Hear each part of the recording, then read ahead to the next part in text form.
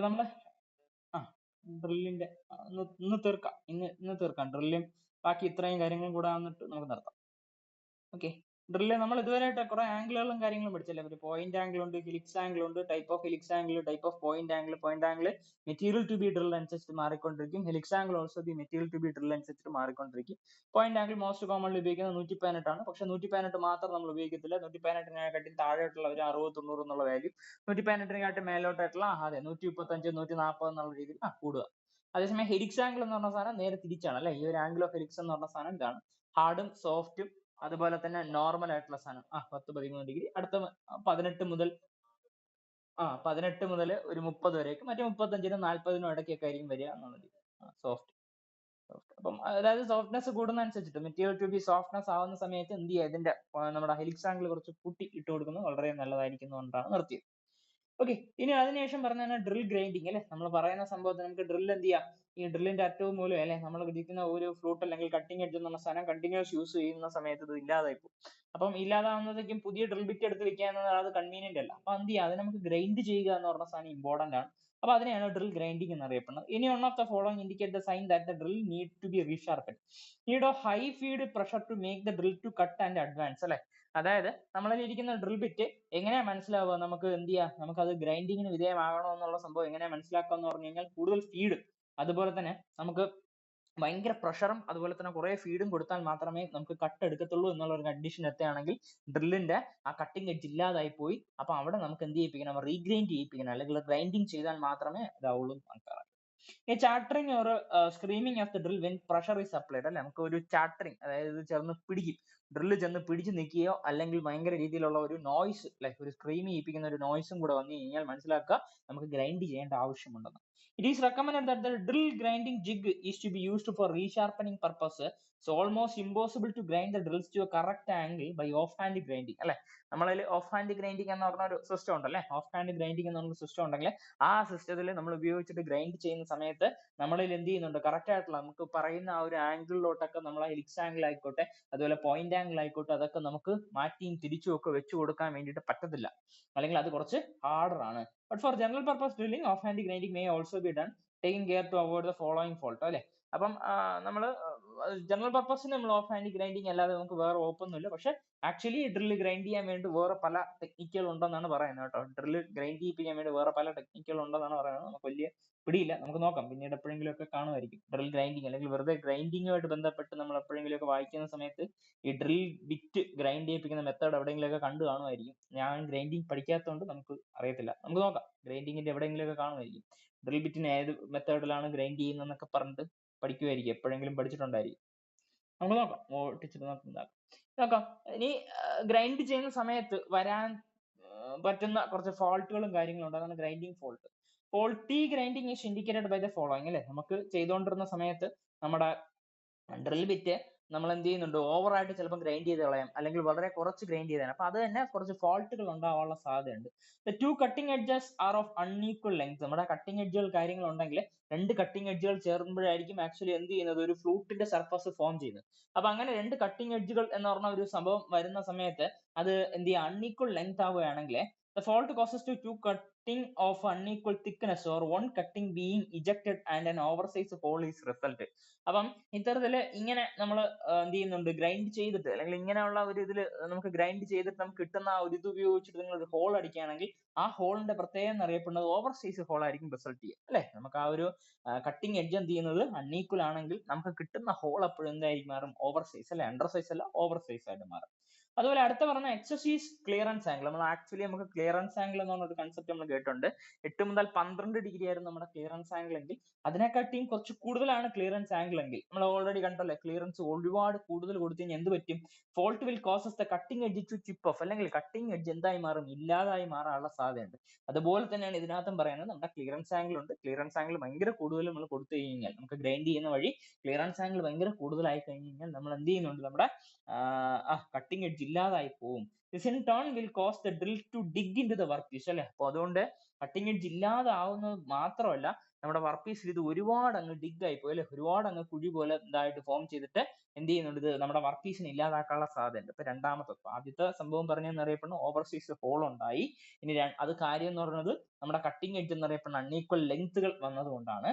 രണ്ടാമത് പറയുന്നത് നമ്മുടെ ക്ലിയറൻസ് ആംഗിൾ അല്ലെങ്കിൽ എക്സസീവ് ആയിട്ട് നിങ്ങൾ കൊടുത്തിരിക്കുന്ന ക്ലിയറൻസ് കൂടിപ്പോയി കഴിഞ്ഞാൽ എന്ത് പറ്റും, കട്ടിംഗ് എഡ്ജ് ഇല്ലാതായിപ്പോ അതുപോലെ തന്നെ നമ്മുടെ വർക്ക് പീസിനെ ഒരുപാട് അത് എന്ത് ചെയ്യുന്നുണ്ട്, കുഴിച്ചെടുത്തോണ്ട് പോകുന്നുള്ള ക്യാൻസർ ഡിഗ് ചെയ്യാൻ സാധ്യതയുണ്ട്. ഓക്കെ, ഇത് രണ്ടുമാണ് നമ്മുടെ ഇമ്പോർട്ടന്റ് ആയിട്ട് നമ്മൾ പറയുന്നതാണ്. ഇനി അതുപോലെ തന്നെ നമ്മൾ ക്ലിയറൻസ് ആംഗിൾ ഇപ്പം കൂടുതൽ കൊടുത്തു എന്നുള്ള ഒരു കണ്ടീഷൻ പഠിച്ച പോലെ ഇനി അടുത്ത് പറയുന്ന ക്ലിയറൻസ് ആംഗിൾ നമ്മൾ ഒരുപാട് കുറഞ്ഞു കൊടുത്തു. ക്ലിയറൻസ് ആംഗിൾ ഒരുപാട് കുറച്ചാണെങ്കിൽ നമുക്ക് ഓൾറെഡി നമ്മൾ കണ്ടിട്ടുണ്ടല്ലേ, നമുക്ക് പ്രോപ്പർ ആയിട്ട് കട്ടിങ് വരത്തില്ല. ഡ്രിൽ റബ്സ് റാദർ ദാൻ കട്ടല്ല, അതാണ് റബ്ബ് ആയിപ്പോ അല്ലെ, റബ്ബ് ചെയ്ത് ചുമ്മാ ഇതായിപ്പോ. ഞാൻ ഡ്രിൽ ഗെറ്റ് അപ്പം എന്ത് ചെയ്യാം, badly worn out, it cuts poorly and 3 signs a badly worn out drill R.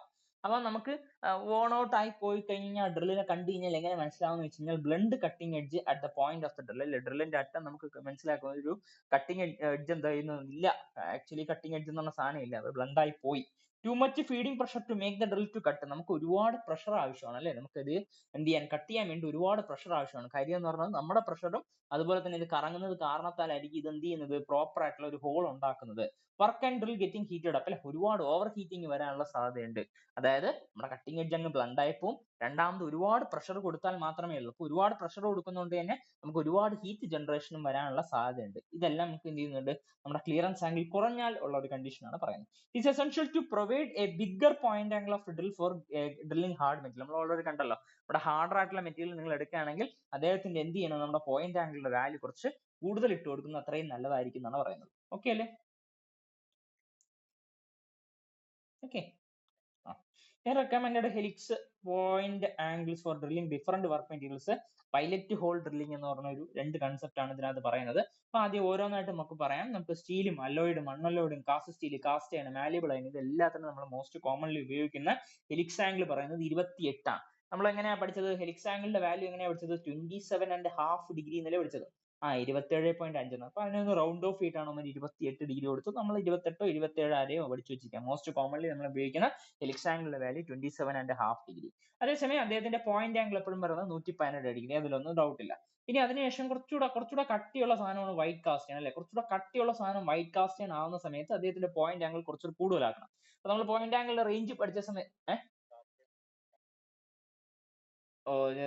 ഞാൻ അത് നോക്കിയിട്ട് പറയാം, ഒന്നുകൂടെ നോക്കിയിട്ട് പറയാം. നമുക്ക് അതൊക്കെ നോക്കണം. നമുക്കിനി നമുക്ക് ഹൈ കാർബൺ സ്റ്റീല്, അതെ ടൈപ്പ് പഠിക്കണം. ഗ്രേ കാസ്റ്റ് ചെയ്യണമെന്നും വൈറ്റ് കാസ്റ്റ് ചെയ്യണം എന്നൊക്കെ പറഞ്ഞിട്ട് ഓരോ ഇതുണ്ട്. ഞാൻ അന്ന് നോക്കി വെച്ചിട്ടുണ്ടായിരുന്നു, പക്ഷെ എപ്പോഴും മറന്നു. ടച്ച് പോയി. ഫ്ലേക്കിന്റെ ഇതാണ്, മറ്റേത് ഗ്രാഫൈറ്റിന്റെ ഇതില് അങ്ങനെ എന്തോ സംതിങ് ആയിരുന്നു കമ്പാരിസൺ വരുന്നത്. അതെ, നോക്കണം. കാര്യം ഇത് നല്ല മറക്കുന്ന സാധനമാണ്. ഇത് ഞാൻ അന്ന് ഇതിലെടുത്ത് ഇട്ടിരുന്നായിരുന്നു. നല്ല മെറ്റീരിയൽ എല്ലാം ഒന്ന് നോക്കിയിരുന്നു. മെറ്റീരിയൽസ് എല്ലാം ഒന്ന് നോക്കാം.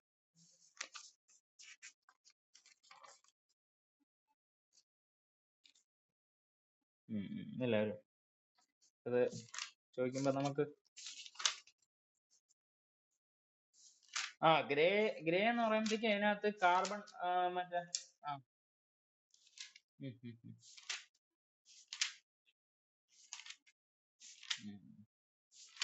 അപ്പൊ ഞാനിത് എല്ലാവരും നോട്ടാക്കിയെന്ന് ഇട്ടിരുന്നു. ഇത് മറക്കും കേട്ടോ ഭയങ്കര രീതിയിൽ. നമ്മളത്ര ഇതായിട്ട് കടുത്തിട്ട് നോക്കിയാലും അത് നോക്കണം. ഇത് പെണ്ണ് എന്നൊക്കെ പറയാൻ പറ്റുകയാണെങ്കിൽ എത്ര മതി, നമുക്ക് വേറെ ഒന്നും ഇല്ല. ഞാൻ പെട്ടെന്ന് എടുക്കാൻ വേണ്ടി വാക്കിനാണ് എടുത്തു വെച്ചത്.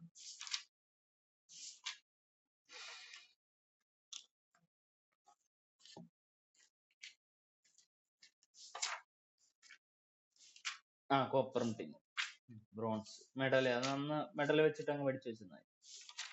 ബ്രോൺസ്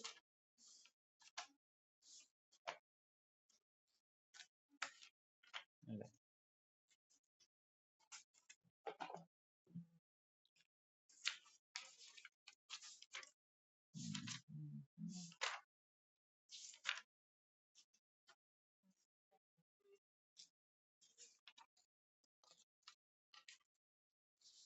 അത് എന്തായാലും കാര്യങ്ങളെല്ലാം നോക്കണം ഈ സാധനം.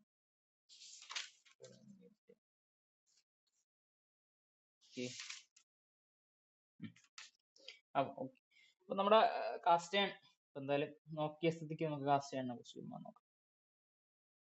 എന്തായാലും മെനക്കെട്ടു.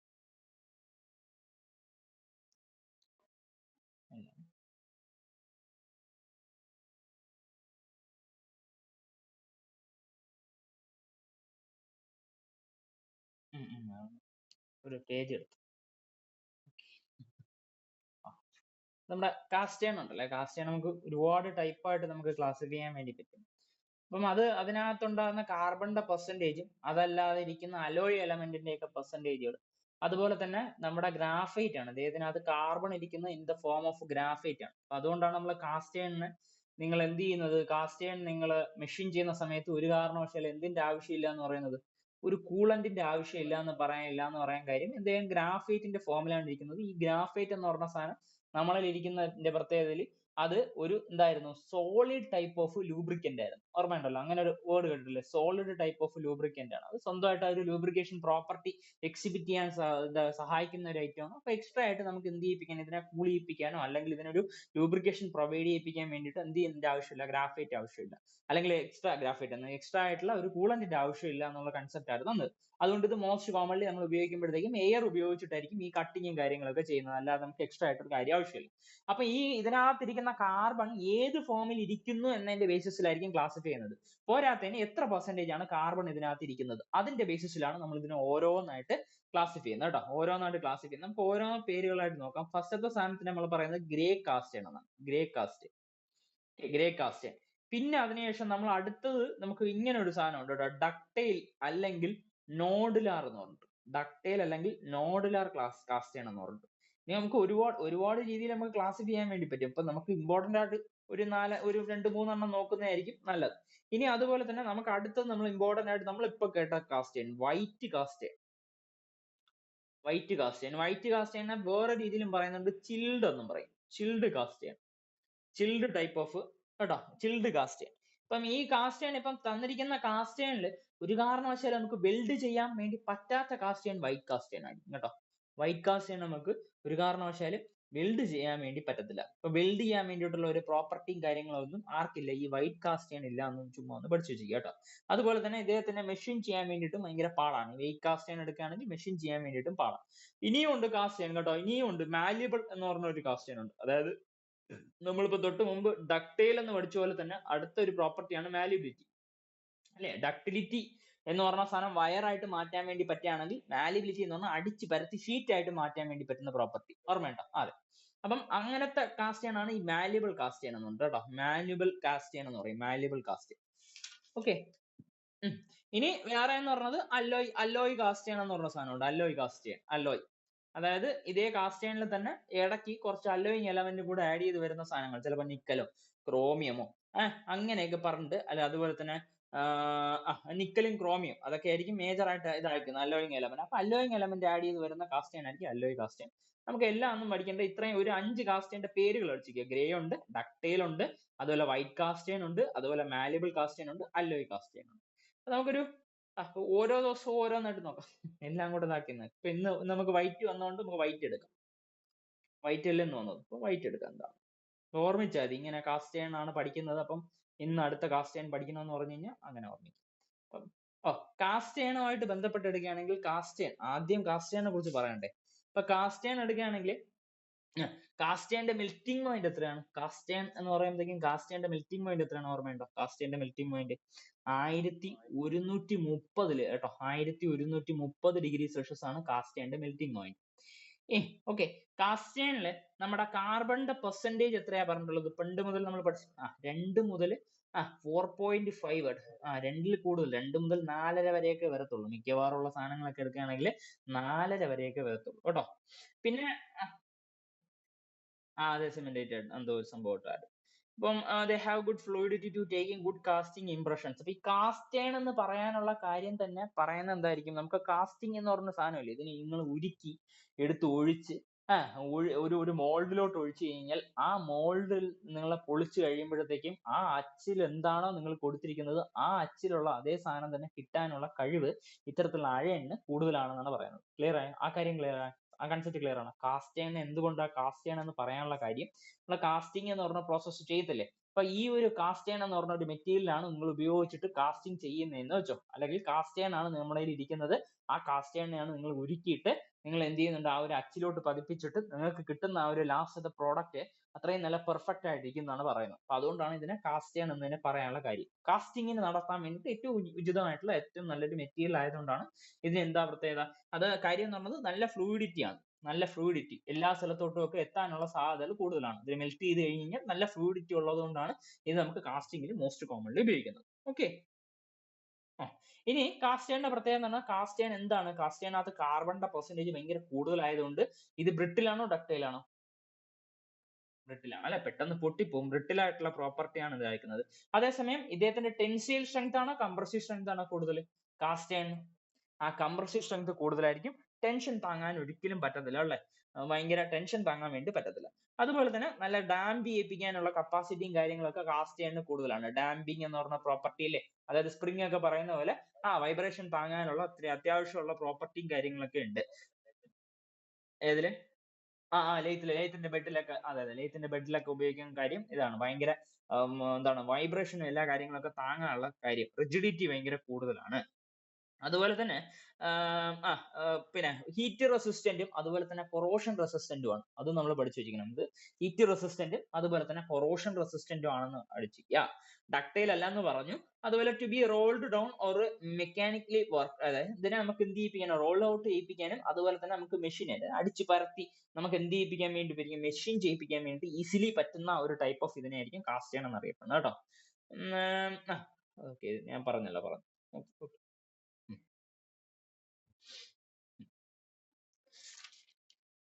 Okay, cast iron. ഇപ്പൊ കാസ്റ്റ് അയൺ നമ്മൾ എടുക്കുന്നത്, കാസ്റ്റ് അയൺ എപ്പോഴും എടുക്കുന്ന സംഭവം നമ്മുടെ അയൺ ഉണ്ടെങ്കിൽ, അയൺ ഉണ്ട്, ഈ അയണിന്റെ ഓർ ഉണ്ട് അല്ലെ, അയണിന്റെ നമുക്ക് ഒരുപാട് ടൈപ്പ് ഓഫ് ഓറുകൾ നമുക്ക് ഉണ്ടല്ലേ, എന്താണ് ഇതൊക്കെ ഓറുകൾ, ഓറൊന്നും നമുക്ക് ഇതില്ല. ഓറുണ്ട്.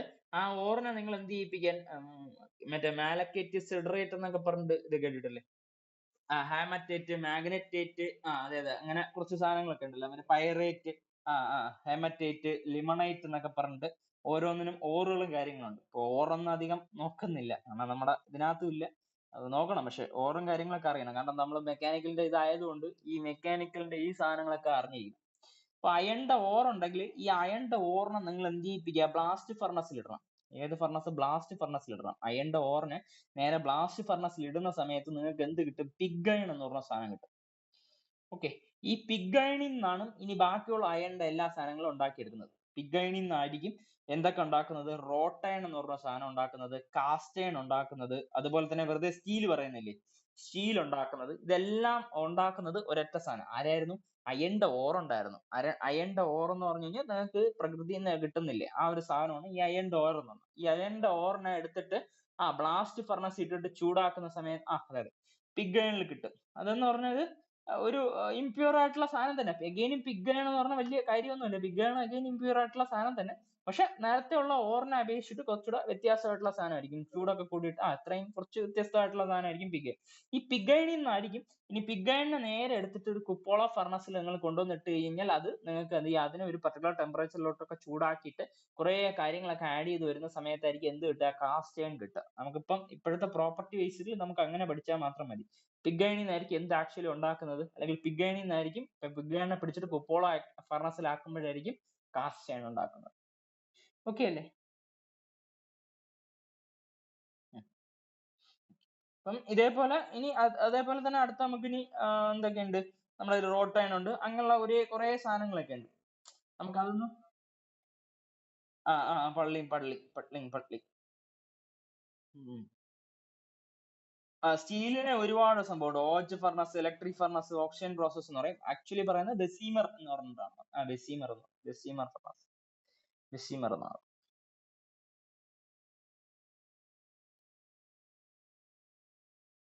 അതെന്തായാലും ഒന്ന് നോക്കണം.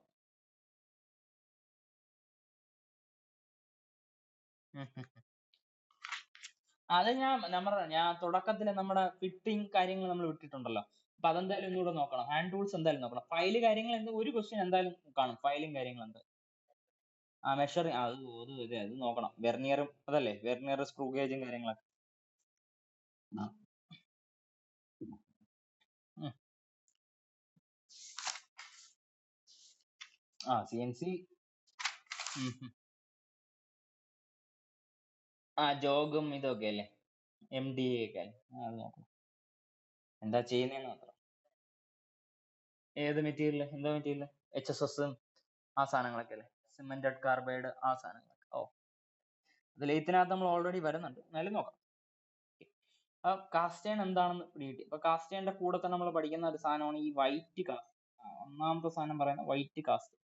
വൈറ്റ് കാസ്റ്റേന്റെ മറ്റൊരു പേര് പഠിച്ചിരിക്കുക ചിൽഡ് കാസ്റ്റ്. അത് നമുക്ക് ഐസ് പോലെയൊക്കെ ഇരിക്കും, അല്ലെങ്കിൽ അങ്ങനെ, അല്ലെങ്കിൽ ഐസ് കാണുന്നില്ലേ, അപ്പൊ അതേപോലെ ഇരിക്കുന്ന ഒരു അങ്ങനത്തെ ഒരു ഓർമ്മയിൽ പഠിച്ചിരിക്കുന്നത് വൈറ്റ് ഐസ് ആണ്. അപ്പൊ ഐസ് എപ്പോഴും ചില്ല് ചെയ്തിരിക്കും, അപ്പൊ അങ്ങനെ ചിൽഡ് കാസ്റ്റ് അങ്ങനെ പഠിച്ചിരിക്കും.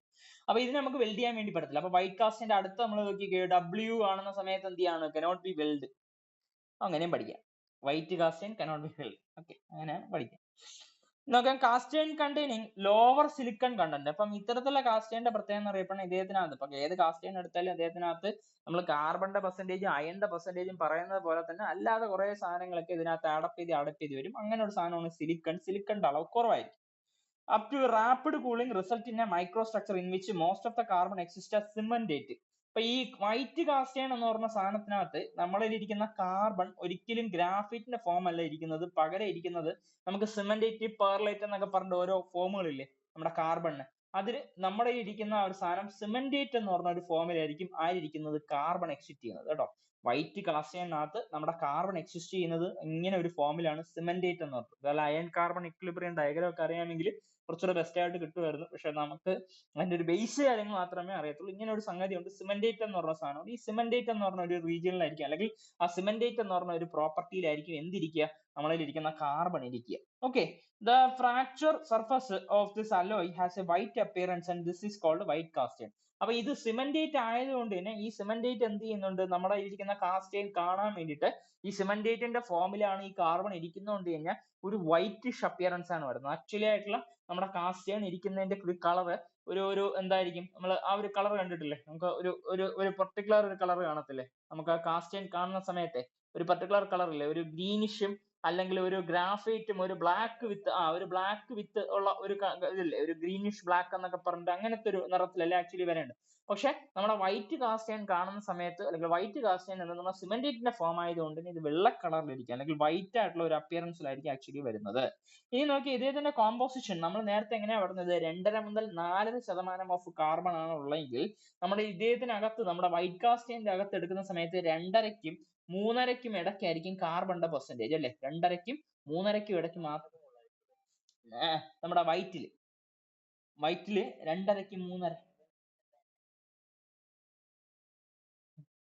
തന്നെ, അതായത് 2.5ക്കും 3.5ക്കും ഇടയ്ക്കാണ്. ഇനി ഉം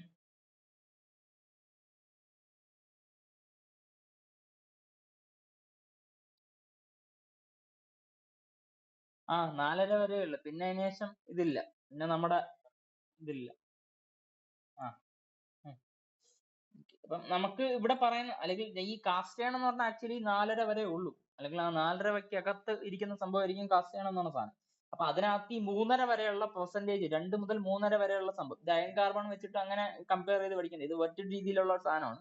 പക്ഷെ ഇത് ഫോം ഇരിക്കുന്നത് ഇങ്ങനെയാണെന്നുള്ള സാധനം മാത്രമേ ഉള്ളൂ. 2.5ക്കും 3.5ക്കും ഇടയ്ക്കായിരിക്കും കാർബൺ ഇരിക്കുന്നത്. അപ്പൊ ബാക്കിയുള്ള ഓരോ കണ്ടന്റുകളും എന്തായി മാറി, സിലിക്കണും മാംഗനീസും സൾഫറും ഫോസ്ഫറസും എന്നുള്ള ബാക്കി കണ്ടന്റുകൾ കാണും. അതിനകത്ത് നേരത്തെ നമ്മൾ പറഞ്ഞായിരുന്നു സിലിക്കണിന്റെ പെർസെന്റേജ് ബാക്കിയുള്ള കാസ്റ്റൈനെ അപേക്ഷിച്ച് കുറവായിരിക്കും എന്നാണ് പറയുന്നത്. നമുക്ക് അത് മാത്രം അറിയാം. ഓക്കെ, ഇനി due to the presence of large amount of cementite, ഇപ്പൊ സിമെന്റേറ്റിന്റെ അളവ് കൂടിപ്പോയി, ഭയങ്കര രീതിയിൽ കൂടിപ്പോയത് കൊണ്ട് തന്നെ എന്താ പ്രത്യേകത, ഭയങ്കര ഹാർഡാണ്. ഇത്തരത്തിലുള്ള മെറ്റീരിയൽ എന്നാൽ ഭയങ്കര ഹാർഡായിരിക്കും. ഇപ്പൊ ഹാർഡായിരിക്കുന്ന മെറ്റീരിയലിന്റെ പ്രത്യേകത എന്തായിരിക്കും, എപ്പോഴും എന്താണ്, പെട്ടെന്ന് പൊട്ടിപ്പോകും. പൊട്ടിപ്പോകുന്നതും ഹാർഡായിട്ടുള്ള മെറ്റീരിയലിനെ നിങ്ങൾക്ക് എന്ത് ചെയ്യാൻ വേണ്ടി പറ്റത്തില്ല, മെഷീൻ ചെയ്യാൻ പാടായിരിക്കും. അത് 3 ഒരുമിച്ച് പഠിക്കാമല്ലോ. വെരി ഹാർഡാണ്, വെരി ബ്രിട്ടിൽ ആണ്, വെരി ഹാർഡ് അതുകൊണ്ട് തന്നെ വെരി ബ്രിട്ടിൽ ആണ്, അതുകൊണ്ട് കനോട്ട് ബി മെഷീൻഡ്. അത് 3 കൂടെ ഒരുമിച്ച് തന്നെ പഠിക്കാം. പിന്നെ ഇത് തന്നെ ഹാർഡാണ്, അതുകൊണ്ട് തന്നെ ഇതിന്റെ ടെൻസൈൽ സ്ട്രെങ്ത് ഭയങ്കര കുറവാണ്, പകരം എന്തായിരിക്കും, കംപ്രസീവ് സ്ട്രെങ്ത് കൂടുതലായിരിക്കും. ഇത്തരത്തിലുള്ള സാധനത്തിന്റെ കംപ്രഷൻ എടുക്കാനുള്ള കഴിവ് ഭയങ്കര കൂടുതലായിരിക്കും. അതുകൊണ്ട് തന്നെ gas having a good wear resistant അല്ലെ, വിയറും ടിയറും ഒക്കെ താങ്ങാനുള്ള ശക്തി ഭയങ്കര കൂടുതലായിരിക്കും. കംപ്രസിഷൻ ഇത് കൂടുതലായിരിക്കും. It is difficult to machine. അതുകൊണ്ട് തന്നെ ഇത് ഒരിക്കലും നമുക്ക് മെഷീൻ ചെയ്യാൻ വേണ്ടിയിട്ട് പറ്റത്തില്ല, അല്ലെങ്കിൽ മെഷീൻ ചെയ്യാൻ വേണ്ടിയിട്ട് കുറച്ച് പാടാണ് കേട്ടോ. കംപ്രഷൻ ഒക്കെ ഏക്കാൻ വേണ്ടി ഇതുണ്ട്, പക്ഷെ കംപ്രഷൻ ഏറ്റിട്ട് കാര്യമില്ല. നമുക്ക് ഇതിനെ മെഷീൻ ചെയ്യാൻ വേണ്ടി പാടാണെന്ന് പഠിച്ചു വെക്കുക. ഇനി നോക്കാം, its usage is also very limited to specific application. Particular ആപ്ലിക്കേഷന് വേണ്ടിയിട്ട് മാത്രമേ നമ്മൾ എന്ത് ഉപയോഗിക്കത്തുള്ളൂ, വൈറ്റ് കാസ്റ്റിന് ഉപയോഗിക്കത്തുള്ളൂ. Is used for components requiring high wear abrasion resistant കേട്ടോ. എന്തിനു വേണ്ടിയിട്ടാണ് വൈറ്റ് കാസ്റ്റിന് ഉപയോഗിക്കുന്നതെന്ന് പറഞ്ഞാൽ അബ്രഷൻ റെസിസ്റ്റന്റ് വരേണ്ട സ്ഥലത്ത് അല്ലെ, വിയറുകളൊക്കെ താങ്ങേണ്ട ഒരു പർട്ടിക്കുലർ കണ്ടീഷൻ ആണെന്ന് വെച്ചോ. അപ്പൊ അവിടെ നമുക്ക് ഉപയോഗിക്കാൻ വേണ്ടി പറ്റും. ഇനി അതുപോലെ തന്നെ പമ്പിന്റെ ലൈനർ, എവിടെയാണ് പമ്പിന്റെ ലൈനർ അല്ലേ, പമ്പിന്റെ ലൈനേഴ്സിൽ വൈറ്റ് കാസ്റ്റേൺ വേണ്ടി വരുന്ന ഒരു കണ്ടീഷൻ ഉണ്ടെങ്കിൽ വൈറ്റ് കാസ്റ്റേൺ ഉപയോഗിക്കുക. അതുപോലെ തന്നെ പിന്നെ റോളിംഗ് മില്ലുകളില്ലേ, റോളിംഗ് മില്ലുകളുടെ റോളേഴ്സ്, റോളിംഗ് മില്ലുകളുടെ റോളറുകൾ നമ്മൾ ഉണ്ടാക്കാൻ വേണ്ടിയിട്ട് മില്ലുകളില്ലേ, റോളിംഗ് മില്ലുകൾ, അതിന്റെ ഇടയ്ക്ക് എന്ത് ചെയ്യുന്നുണ്ട്, നമ്മളതിലിരിക്കുന്ന എന്തെങ്കിലും ഒരു സാധനത്തിന് ഇതിന്റെ ഇടയ്ക്കൂടെ റോൾ ചെയ്യിപ്പിക്കുക എന്നൊക്കെ പറഞ്ഞിട്ട് ഒരു പർട്ടിക്കുലർ കണ്ടീഷൻ എടുക്കുകയാണെന്ന് വെച്ചോ. അപ്പൊ ഹൈ കംപ്രഷൻ വരേണ്ട ഒരു പർട്ടിക്കുലർ കണ്ടീഷൻ ആയിരിക്കും. ഇത് നിങ്ങൾ റോൾ ചെയ്ത് എടുക്കുന്നില്ലേ, ആ ഷീറ്റുകളെ ചിലപ്പോൾ റോൾ ചെയ്തിട്ട് എന്ത് ചെയ്യിപ്പിക്കാൻ, അല്ലെങ്കിൽ കൊടുക്കുന്ന ഒരു കമ്പീനെ പിടിച്ച് റോൾ ചെയ്തിട്ട് ഇദ്ദേഹത്തിന്റെ ഡയമീറ്റർ കുറയ്ക്കേണ്ട ഒരു പർട്ടിക്കുലർ കണ്ടീഷൻ വല്ലതും വരികയാണെങ്കിൽ നല്ല കംപ്രഷൻ കൊടുക്കാൻ വേണ്ടിയിട്ട് എന്തിനാണ് വൈറ്റ് കാസ്റ്റേണിന് നല്ല ഇതുണ്ടാവുകൊണ്ട് തന്നെ നമുക്ക് ഈ റോളിംഗ് മില്ലുകളിൽ എന്ത് ഉപയോഗിക്കാൻ വേണ്ടി പറ്റും, നമ്മുടെ ഇരിക്കുന്ന ആ ഒരു കാസ്റ്റേൺ ആണെങ്കിൽ, വൈറ്റ് കാസ്റ്റേൺ ആണെങ്കിൽ അത് ഉപയോഗിക്കാൻ വേണ്ടി പറ്റും. Okay, white cast iron used for producing malleable cast iron. അടുത്ത ഇമ്പോർട്ടന്റ് ആയിട്ട് പഠിക്കേണ്ടത് ഈ വൈറ്റ് കാസ്റ്റേൺ നിന്നായിരിക്കും എന്തിനെ ഉണ്ടാക്കുന്നത്, മാല്യബിൾ കാസ്റ്റേൺ ഉണ്ടാക്കുന്നത് കേട്ടോ. വൈറ്റ് കാസ്റ്റേൺ നിന്നായിരിക്കും എന്തിനുണ്ടാക്കുന്നത്, മാല്യബിൾ കാസ്റ്റേൺ ഉണ്ടാക്കുന്നത്. വൈറ്റ് കാസ്റ്റേൺ നിന്നായിരിക്കും മാല്യബിൾ കാസ്റ്റേൺ ഉണ്ടാക്കുന്നത്. ഓക്കെ അല്ലേ? അല്ല, വെള്ള കളറിൽ കാണുന്നുണ്ട്, വൈറ്റ് കളറിൽ കാണുന്നതുകൊണ്ടാണ് ആ ചിൽഡ് കാസ്റ്റേൺ പറയുന്നത്. ചില്ല്. ഓക്കെ,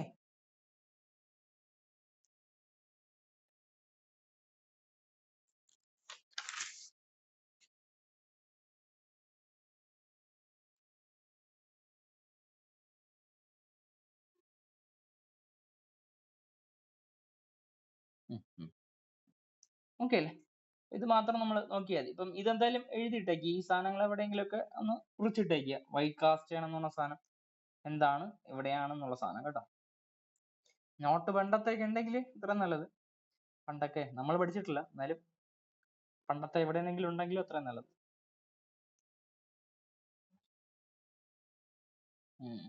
വർക്ക്ഷോപ്പ് ഇൻസ്ട്രക്ടർ അത് പഠിച്ചിട്ടില്ല.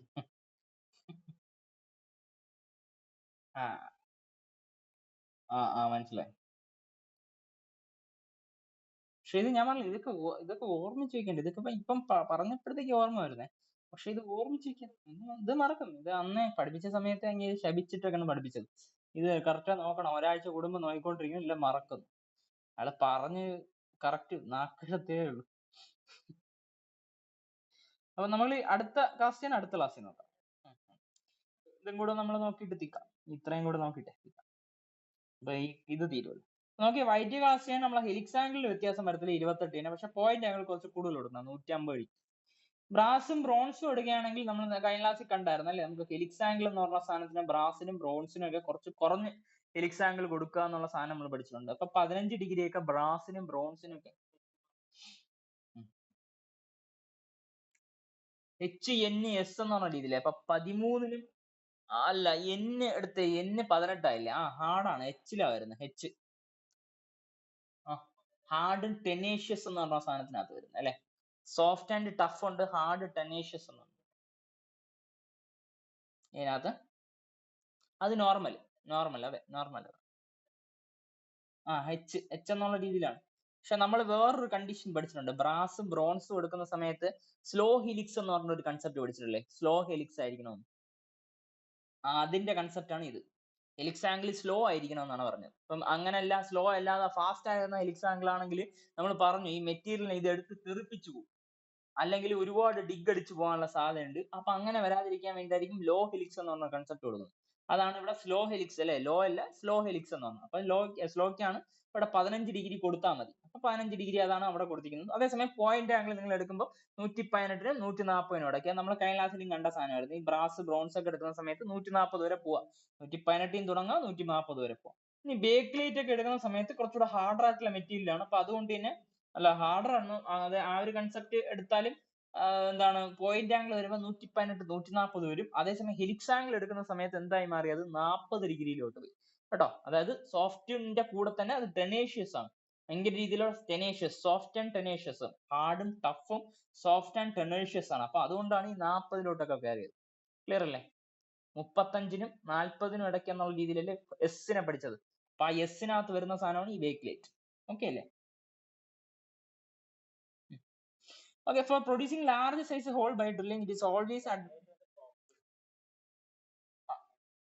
35 to 40. അതെ, ഹെലിക്സിന്റെ കണ്ടീഷനിൽ വ്യത്യാസമാണ്. അതേസമയം പോയിന്റ് ആംഗിൾ ഇത്തിരി വ്യത്യാസമാണ്. 118 140 റേഞ്ചിലോട്ടാണ് വരുന്നത്. നമ്മള് മെറ്റീരിയലിന്റെ പ്രോപ്പർട്ടി അനുസരിച്ചിട്ട് ഇങ്ങനെ മാറിക്കൊണ്ടിരിക്കുകയാണ് അങ്ങോട്ടും ഇങ്ങോട്ടും. നമ്മൾ അങ്ങനെ ഒരു അപ്പൊ നമുക്ക് കയറാം. ശരി ചേട്ടാ.